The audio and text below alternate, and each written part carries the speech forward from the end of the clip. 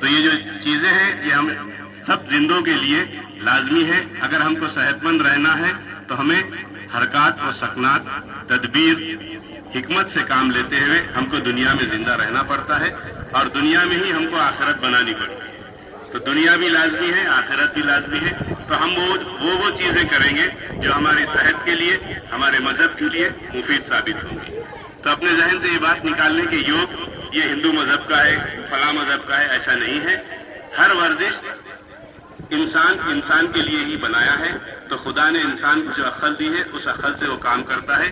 تو یہ ورزش انسان کے صحت کو طاقت بخشتی ہے. تو آپ بھی اس کو اپنائیں اور اپنے جسم کی حیت کے مطابق اس کا استعمال کریں. غوثر آگے کی ہدایت دیں. آپ کو اور ایک بار نیچے ایک ساتھ بیٹھنا ہے. بیٹھیں گے؟ بیٹھ جاؤ.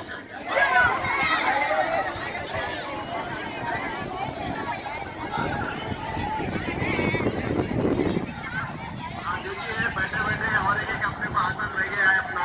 جو اولوم اور ولوم ایک آسن ہے جس کو ہم